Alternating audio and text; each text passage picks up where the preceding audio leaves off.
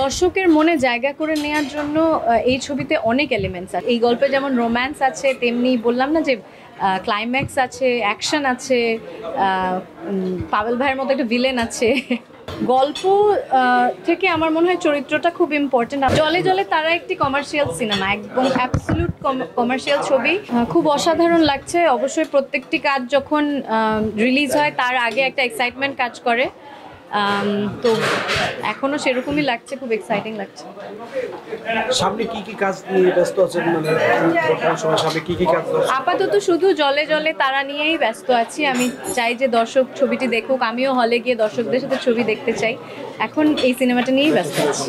আমি এটা সবসময় বলি যে অভিনয়টা আমার ফুল টাইম প্রফেশন না, আমার একটা ফুল টাইম চাকরি আছে, তার পাশাপাশি আমি অভিনয়টা করি, যার কারণে আমি সবসময় খুব কম কাজ করতে পারি। কিন্তু যেটুকুই করেছি দর্শকের ভালোবাসা পেয়েছি, আশা করি সামনেও সেরকম ভালো গল্প চরিত্র পেলে কাজ করে যাব।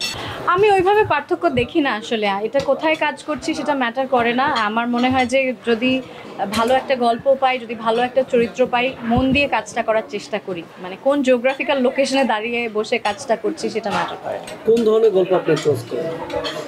গল্প থেকে আমার মনে হয় চরিত্রটা খুব ইম্পর্টেন্ট আমার কাছে। মানে গল্পটা তো অবশ্যই ইম্পর্টেন্ট, যেই গল্পটা স্ক্রিপ্টটা পড়ার পরে মন টানে যেই গল্পটার প্রতি, সেই গল্পটাই চুজ করি। আর চেষ্টা করি যেন প্রত্যেকটা কাজে নতুন নতুন চরিত্রে নিজেকে আবিষ্কার করার চেষ্টা করি।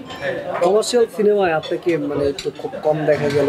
জলে জলে তারা একটি কমার্শিয়াল সিনেমা, একদম অ্যাবসলিউট কমার্শিয়াল ছবি। কারণ এই ছবিতে যেমন একটা শক্তিশালী গল্প আছে, অনেক শক্তিশালী অভিনেতারা আছে, সেই সাথে খুব সুন্দর গান আছে, অ্যাকশন আছে, ক্লাইম্যাক্স আছে, ভীষণ সুন্দর এন্ডিং আছে। এটা একটা মানে কমপ্লিট কমার্শিয়াল ছবি।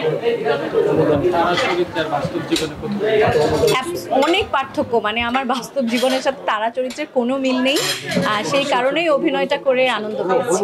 দর্শকের মনে জায়গা করে নেয়ার জন্য এই ছবিতে অনেক এলিমেন্টস আছে। প্রথমত যে গল্পটি আছে, সেই গল্পটি দর্শকের মন ছুঁয়ে যাবে। এটি একটা মেয়ে ছোটবেলায় হারিয়ে যায়, তারপরে সে কোথায় চলে যায়, সেই মেয়েটার জীবনের জার্নি, এবং সেই সাথে শুধু না তার বাবা মার কি হলো, সে তার জীবনের যে সংগ্রাম, একটা সার্কাস দলের সাথে যুক্ত হয়ে যায়, তারপরে কি হয়।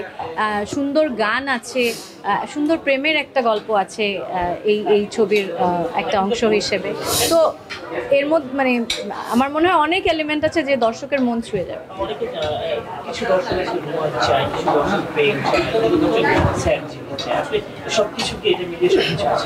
অবশ্যই, যেমন এটা এই গল্পে যেমন রোম্যান্স আছে, তেমনি বললাম না যে ক্লাইম্যাক্স আছে, অ্যাকশন আছে, পাভেল ভাইয়ের মতো একটা ভিলেন আছে, নাইমের মতো হিরো আছে, সব আছে এখানে। ভালোবাসা দিবস নায়িকা তো কেমন সেটা আপনারা হলে গিয়ে সিনেমাটা দেখেন, তারপর আমাকে জানান নায়িকা কেমন লাগে।